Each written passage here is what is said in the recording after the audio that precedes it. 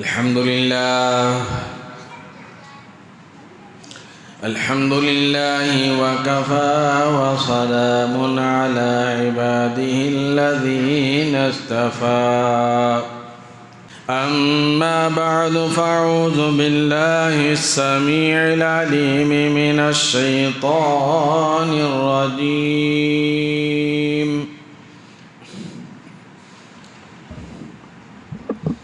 بسم الله الرحمن الرحيم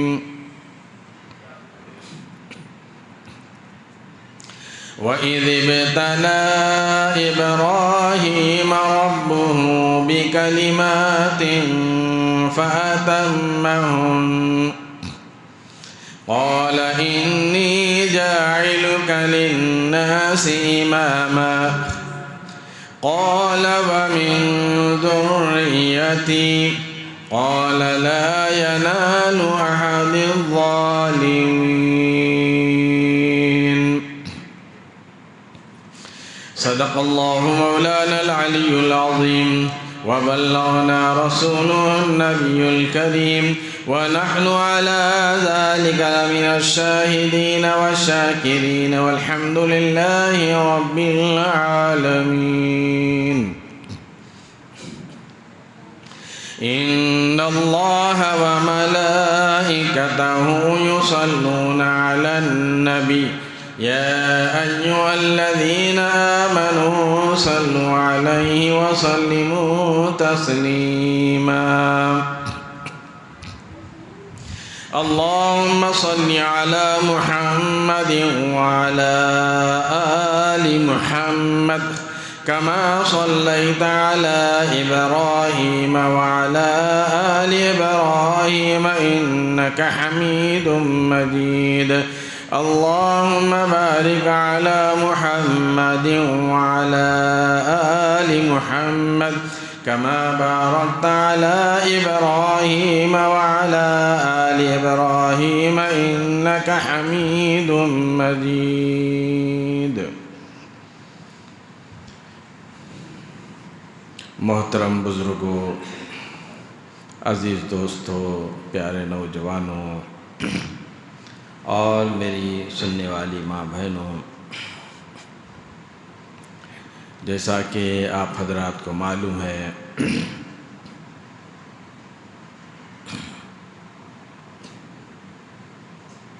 جد الانبیاء ابو الانبیاء سیدنا ابراہیم اللہ کے خلیل خلیل اللہ علیہ السلام کا ذکر چل رہا تھا۔ آپ کی سیرت کا سلسلہ جاری ہے۔ پچھلے جمعہ بات یہاں تک آئی تھی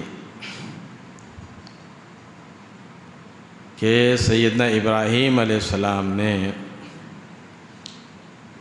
بت خانے میں جا کر بتوں کو توڑ دیا اور نمرود سے گفتگو ہوئی، مکالمہ ہوا، بات ہوئی۔ بجائے بات ماننے کے سیدنا ابراہیم علیہ السلام کو لوگوں نے آگ میں ڈال دیا۔ اللہ تبارک و تعالیٰ نے اپنے فضل و کرم سے اس آگ کو ٹھنڈا کیا، گل گلزار بنا دیا۔ تفصیل سے بات آئی تھی۔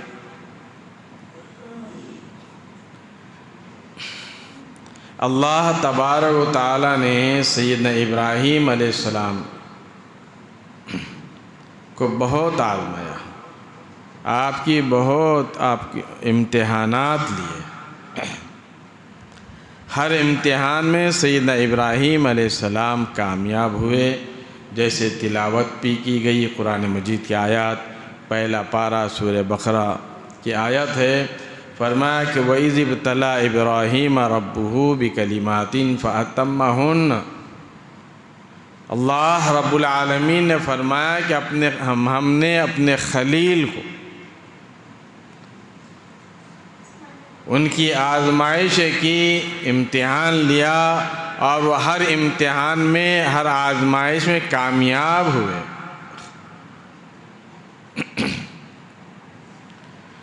گھر میں آزمائش ہوئی، وطن میں آزمائش ہوئی، بادشاہ کے سامنے آزمائش ہوئی، پھر آگ میں ڈالے گئے، وہاں پر آزمائش ہوئی، پھر اللہ تبارک و تعالیٰ کے حکم سے سیدنا ابراہیم علیہ السلام ہجرت کرنے لگے۔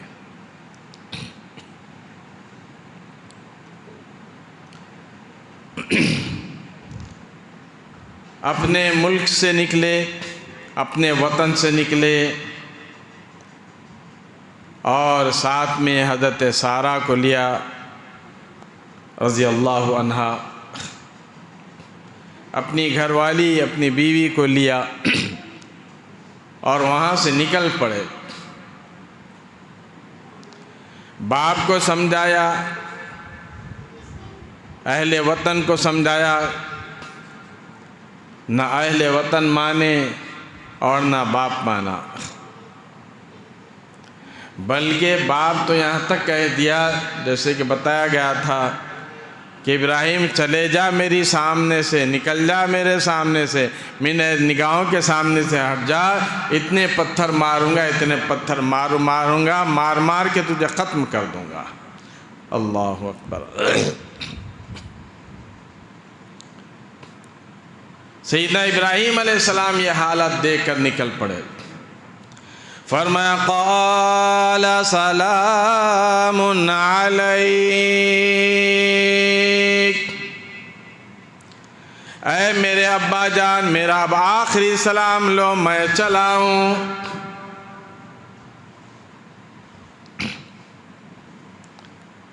اور ساتھ میں یہ فرمایا کہ ابا جان میں آپ کی مغفرت کی دعا کروں گا، لیکن اللہ تبارک و تعالیٰ نے بعد میں روک بھی دیا۔ کافر کی، مشرک کی مغفرت نہیں ہوتی، اللہ تبارک و تعالیٰ نے روک لگا دی۔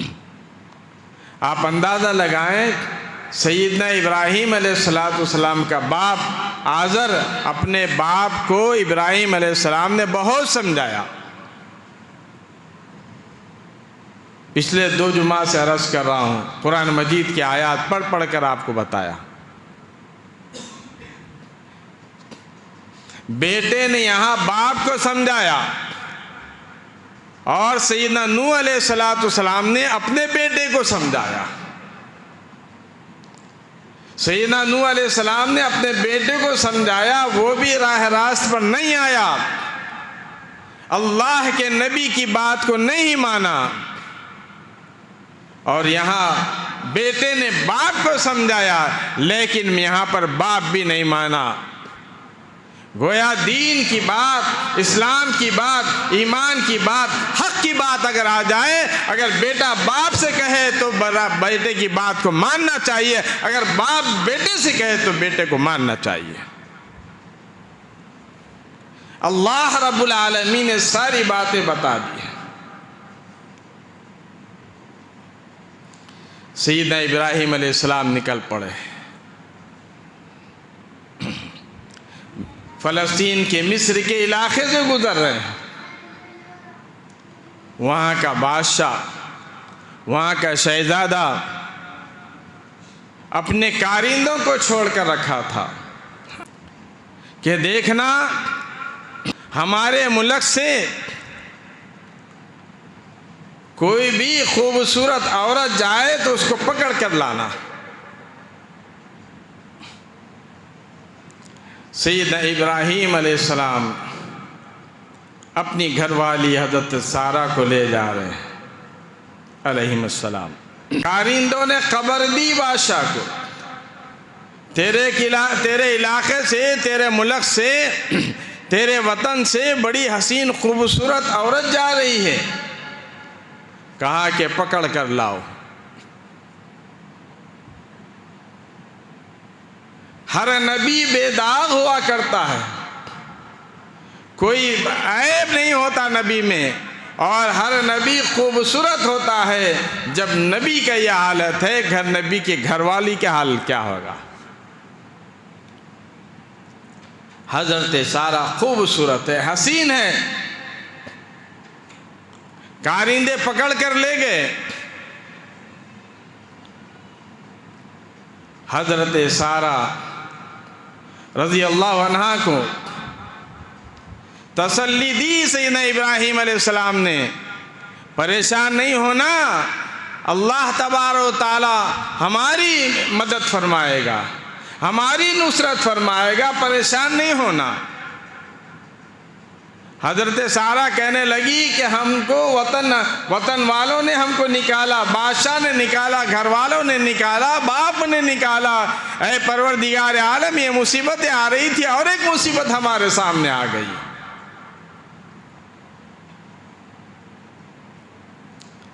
کارندے بادشاہ کے سامنے پیش کیے. بادشاہ نے دیکھا، کہنے لگا اوہو اوہو، کیا خوبصورت حسین لے کر آئے ہو. برائی کا ارادہ کیا. حضرت سارہ نے کہا کہ مجھے 2 رکعت نماز ادا کرنے دے. حضرت سارہ نے نماز پڑھی اور اللہ تبارک و تعالیٰ کی بارگاہ میں اپنی جھولی پھیلا دی، اپنے ہاتھ اٹھا دیے. کہنے لگی کہ اے میرے پروردگار، اے رب جلیل، میری آبرو تیرے غیر رب جلیل، تیرے خلیل کی آبرو، تیرے خلیل کی آبرو میری آبرو، میری عزت ہے، میری آبرو ہے، میری آبرو تیرے خلیل کی آبرو، اے رب جلیل تیرے خلیل کی آبرو تیری آبرو، میری عزت کو بچا. دعا مانگ رہی ہیں حضرت سارہ، رو رہی ہیں حضرت سارہ.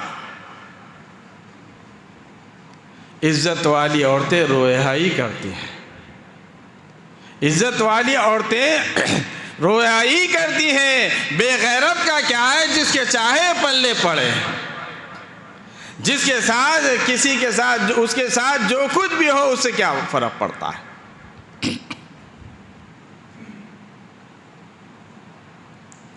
عزت والی عورت کو اپنی عفت، اپنی عزت کی اس کو حفاظت کرنا وہ چاہتی ہے.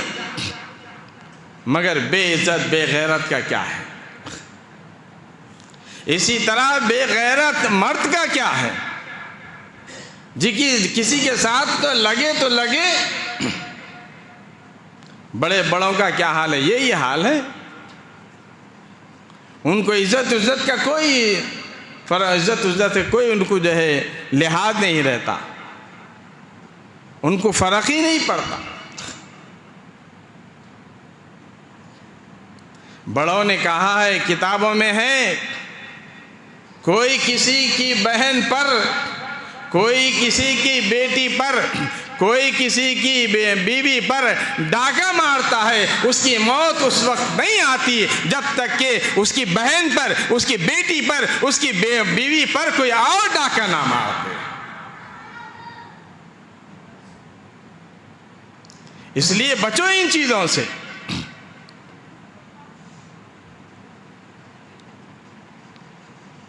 جب تک کہ اس کا بدلہ نہ لیا جاتا ہے، اس کی موت نہیں آتی.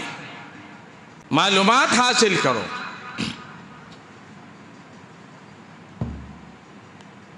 عرض یہ کر رہا تھا، حضرت سارہ نے دعا کی، اللہ تبارک و تعالیٰ نے اس شہزادے کے، اس بادشاہ کے بدن میں درد کر دیا. سارا جسم درد ہونے لگا. بعد نے لکھا ہے کہ اس کے ہاتھ شل ہو گئے.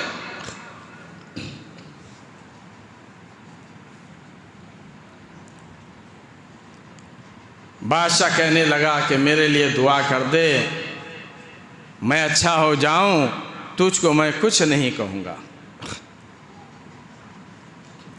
حضرت سارہ نے پھر ہاتھ اٹھا دیے.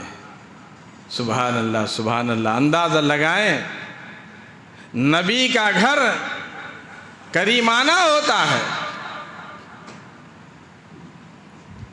حضرت سارہ کو معلوم ہے اس کی برائی کا ارادہ کیا ہے، اس کا ارادہ کیا ہے بادشاہ کا، پھر بھی اللہ رب العالمین کے سامنے ہاتھ اٹھا دیے، کہنے لگی کہ پروردگار عالم یہ کہتا ہے کہ مجھ کو کچھ نہیں کہے گا، تو اس کو ٹھیک کر دے۔ ٹھیک ہو گیا جی۔ پھر دل میں بدمعاشی آئی، ایسی خوبصورت حسین کہاں ہاتھ لگے گی، پھر برائی کا ارادہ کیا، پھر اللہ تبارک و تعالیٰ اس کو بیماری میں مبتلا کر دیا، پھر دوسری مرتبہ برائی کا ارادہ کیا، پھر اس کے جسم میں درد ہونے لگا، اس طرح سے 3 مرتبہ تندرست ہوا اور 3 مرتبہ بیماری میں مبتلا ہوا۔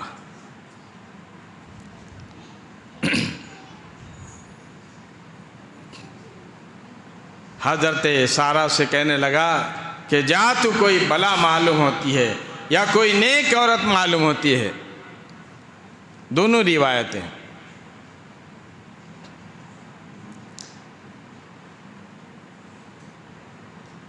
حضرت سارہ رو رہی ہیں اپنی عزت کے لیے۔ اللہ اللہ اللہ تبارک و تعالیٰ نے اپنے خلیل کی گھر والی کو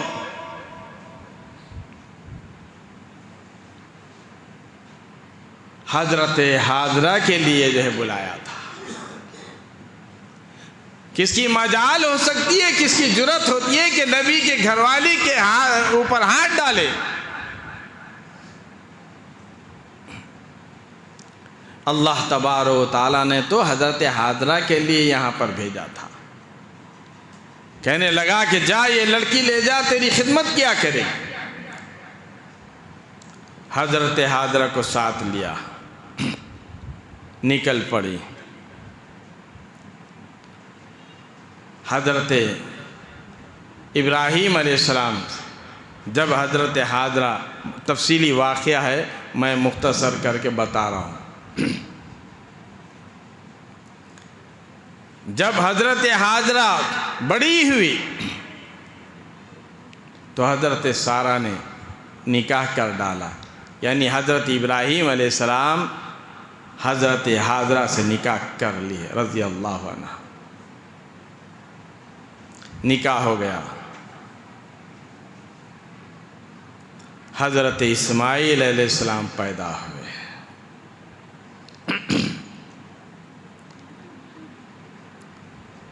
اس کے بعد اللہ تبارک و تعالیٰ نے اور ایک آزمائش لے لی، اور ایک اللہ تبارک و تعالیٰ نے آزمائش لی۔ اللہ تبارک و تعالیٰ نے فرمایا کہ خلیل اپنی گھر والی کو لو، اپنے معصوم لخت جگر نور نظر کو لو اور لے کر چل پڑو۔ چل پڑے حضرت ابراہیم علیہ السلام، وہاں پر پہنچے، اور وہاں پر پہنچے جہاں پر جو ہے جنگل ہے، چٹیل میدان ہے، نہ آدمی نہ آدمزاد ہے، نہ کوئی چرند نہ کوئی پرند، کوئی انسان نہیں، کوئی چیز نہیں ہے، کوئی درخت نہیں، کوئی جھاڑ نہیں، کچھ نہیں، کیا نہیں، بالکل میدان، چٹیل میدان پڑا ہے۔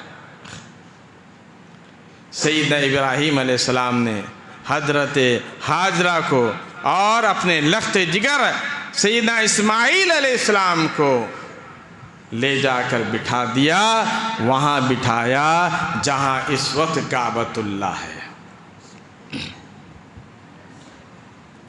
وہاں بٹھایا جہاں اس وقت کعبۃ اللہ ہے۔ اس سے پہلے بتایا تھا کہ کعبۃ اللہ سیدنا آدم علیہ السلام نے تعمیر کیا، اور حضرت نوح علیہ السلام کی قوم پر طوفان آیا تو وہ کعبۃ اللہ زمین دوز ہو گیا، پھر اللہ تبارک و تعالیٰ نے سیدنا ابراہیم علیہ السلام سے تعمیر کروائی۔ انشاءاللہ پھر بعد میں اس کی بات آئے گی۔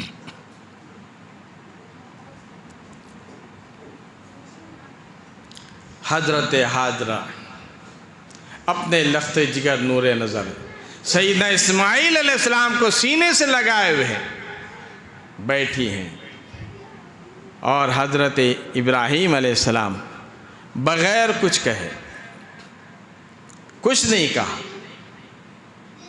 بغیر کچھ کہے کہ وہاں سے نکل کر چل پڑے۔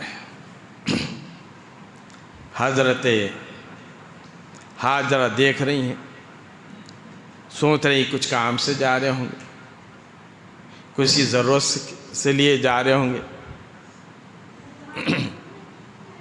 دیکھا تو دور نکل گئے،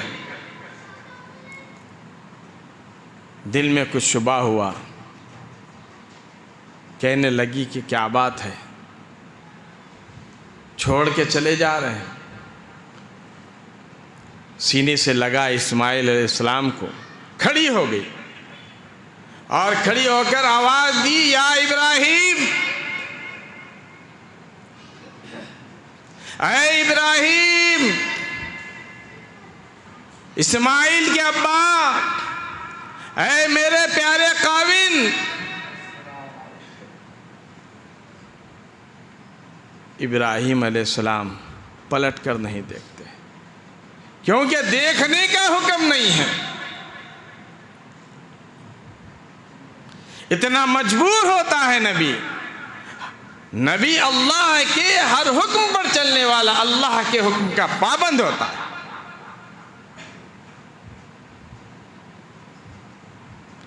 دیکھتی ہیں کہ دور نکل گئے، پلٹ کر بھی نہیں دیکھتے،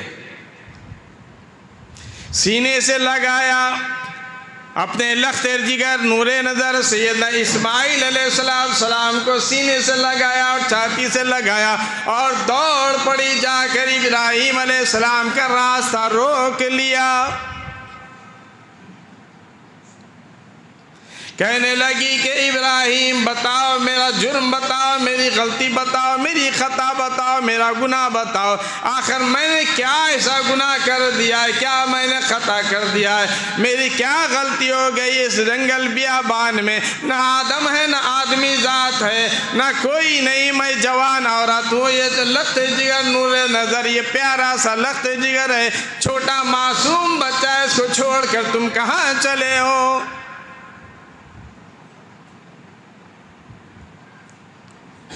تو حضرت ابراہیم علیہ السلام میری طرف دیکھنا، ادھر سے جانے لگے تو ادھر آ کر راستہ روک لی، پھر حضرت ابراہیم علیہ السلام ادھر سے جانے لگے، ادھر سے آ کر راستہ روک لی، کہنے لگی کہ خلیل اللہ، آخر بتاؤ تو صحیح، میرا جرم کیا ہے، میری غلطی کیا ہے، میرا گناہ کیا ہے، میں منت چاہتی ہوں، میں معافی چاہتی ہوں، میں معذرت چاہتی ہوں، بتاؤ تو صحیح، اللہ کے لیے بتاؤ۔ کچھ نہیں بولتے، کچھ نہیں کہتے حضرت ابراہیم علیہ السلام، کیونکہ بولنے کا حکم ہی نہیں ہے۔ ہم جتنا چاہو بول لو، جو چاہے بول لو، لیکن اللہ تبارک و تعالیٰ کے نبی اللہ کے حکم کے پابند ہوتے ہیں۔ کھڑی ہے، رو رہی ہے حضرت حاجرہ، بتاؤ اے میرے پیارے شوہر، بتاؤ تو صحیح کیا بات، اے میرے پیارے خاوند بتاؤ۔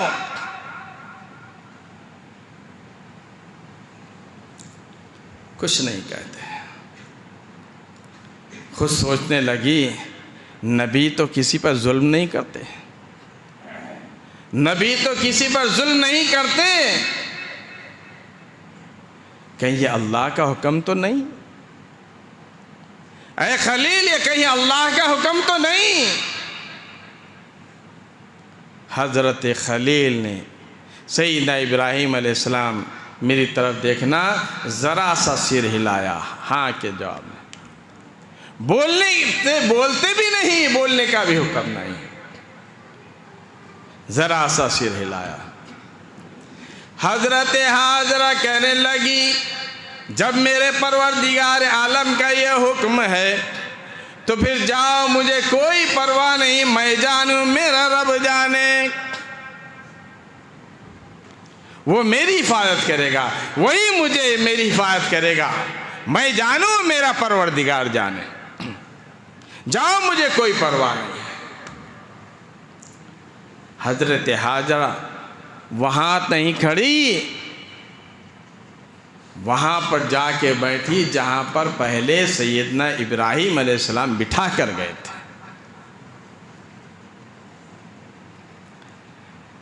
دن گزرتے گئے، کچھ کھجوریں تھیں، کچھ پانی تھا، کھجوریں کھاتے رہے، پانی پیتے رہے، لیکن وہ کب تک رہتا ہے؟ کچھ دن کے بعد وہ کھجوریں ختم، وہ پانی ختم۔ اب کھانے پینے کے لیے کچھ نہیں ہے۔ حضرت اسماعیل علیہ السلام بھوک کی وجہ سے رونے لگے۔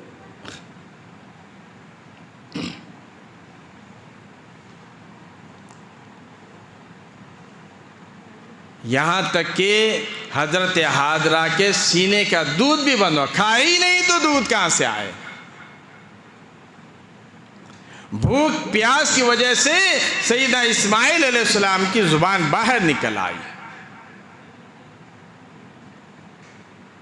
ماں کی ممتا دیکھیے، ماں کیسے بچے کو جو ہے روتا ہوا بلکتا ہوا دیکھے۔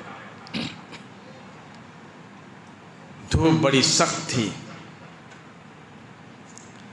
2 پتھر اکٹھے کیے اور ایک پتھر اس کے اوپر رکھا، یعنی گویا چھاؤں کا انتظام کیا، اور پانی کے لیے دوڑ پڑی۔ حج کو گئے سو والے، عمرے کو گئے سو والوں کو معلوم ہوگا، صفا مروہ 2 پہاڑی ہے۔ صفا پر چڑھ گئی، دیکھا اوپر سے دیکھوں کہ کہیں پانی ہے تو جا کر لے آؤں، لیکن پانی نظر نہیں آیا۔ دوڑتی ہوئی مروہ پر چڑھی، وہاں پر پانی نظر نہیں آیا۔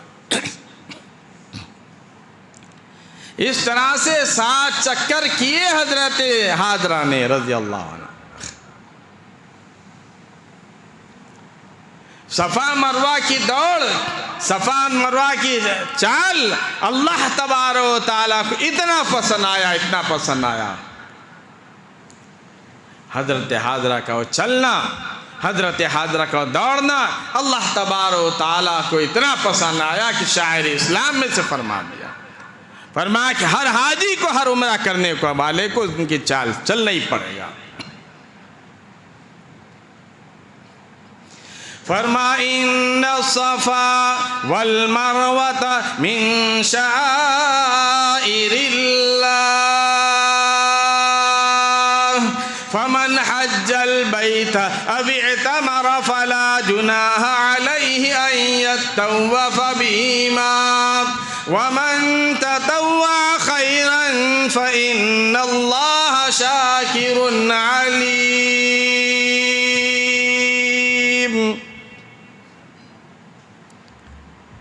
صفا مروہ کو شاعر اسلام میں سے فرمایا ہاجرہ تیری دوڑ ہم کو اتنی پسند آئی، اتنی پسند آئی، ہم کو اتنی پسند آئی، چاہے وہ خلیل اللہ ہو، چاہے وہ ذبیح اللہ ہو، چاہے وہ موسیٰ کلیم اللہ ہو، چاہے وہ عیسیٰ روح اللہ ہو، کوئی کتنا ہی بڑا پیغمبر ہو، کتنا ہی بڑا رسول ہو، کتنا ہی بڑا نبی ہو، چاہے شیخ عبد القادر جیلانی جیسے پیر ہو، جیسے معین الدین چشتی اجمیری جیسے ہو، اور جتنے کتنا ہی بڑا ولی ہو، کتنا ہی بڑا پیر ہو، وقت کا بادشاہ کیوں نہ ہو، کوئی وزیر کیوں نہ ہو، کوئی گورنر کیوں نہ ہو، کوئی صحابی کیوں نہ ہو، فرمایا کہ ہاجرہ تیری دوڑ ہم کو اتنی پسند آئی، جب تک کہ تیری دوڑ کر تیری چال چل کر نہیں دکھائے گا اس کو حاجی کہلانے کا حقدار نہیں کہوں گا۔ سبحان اللہ، سبحان اللہ۔ جب تک چال نہیں چل کے دکھائے گا، وہ دوڑ نہیں دوڑے گا، وہ حاجی کہلانے کا حقدار نہیں ہوگا۔ چاہے کوئی ہو، چاہے صحابہ ہو، چاہے کوئی نبی ہو، چاہے کوئی ولی ہو، چاہے وہ کوئی بزرگ ہو، کوئی ہو، بادشاہ ہو، گورنر ہو، وزیر ہو، کتنا ہی بڑا آدمی ہو، وہ حج کے لیے عمرے کے لیے آیا تو اے حاضرہ تیری تو چال چلنا ہی پڑے گا۔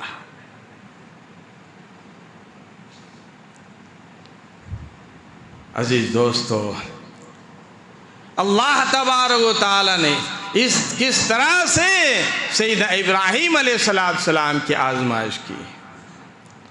ہر آزمائش میں اللہ کے خلیل کامیاب ہوتے گئے۔ اور ایک نصیحت کے طور پر عرض کر کے اپنی بات کو ختم کرتا ہوں۔ آپ دیکھیں سیدنا ابراہیم علیہ السلام کا حضرت سارہ نے کس طرح سے ساتھ دیا، وہاں نافرمانی نہیں کی۔ ارے جاؤ جی بول سکتی تھی، جاؤ جی میں کیا تمہارے ساتھ پھروں، جاؤ تم جانا جہاں جاؤ، میں یہاں پر رہتی ہوں، کہہ سکتی تھی نا؟ نہیں، پیارے شوہر کا حکم ہے، اللہ کے نبی کا حکم ہے۔ حضرت سارہ نے اپنایا اور فرما برداری کی، اطاعت کی۔ جنگل و بیابان میں، چٹیل میدان میں، اکیلے تنہا حضرت حاجرہ کو اور اپنے معصوم لخت جگر کو سیدنا ابراہیم علیہ السلام نے چھوڑا۔ حضرت حاجرہ یہ کہہ سکتی تھی کہ تم مجھے چھوڑ کے جا رہے ہو، میں یہاں نہیں رہوں گی۔ ہمارے جیسی اگر عورت ہوتی نا، اچھا میں تیرے کو بتاؤں گی، ذرا بھائیوں کو بلا کے ذرا بتاؤں گی تجھ کو، مجھ کو اکیلے چھوڑتا ہے۔ لیکن حضرت حاجرہ نے بھی اطاعت کی۔ 2 بیویاں تھیں حضرت ابراہیم علیہ السلام، پہلی بیوی حضرت سارہ اور دوسری بیوی حضرت حاجرہ رضی اللہ عنہما۔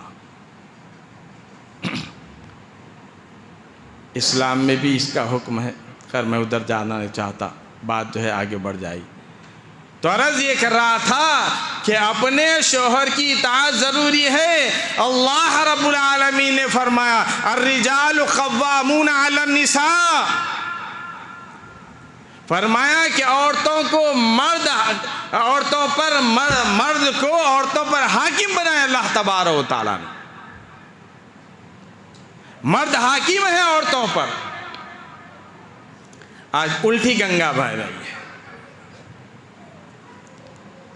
آج عورتیں حاکم ہے مردوں پر، الٹا چل رہا ہے صاحب۔ اللہ تبارک و تعالی نے عورتوں پر حاکم بنایا مرد کو، لیکن آج کیا ہو رہا ہے؟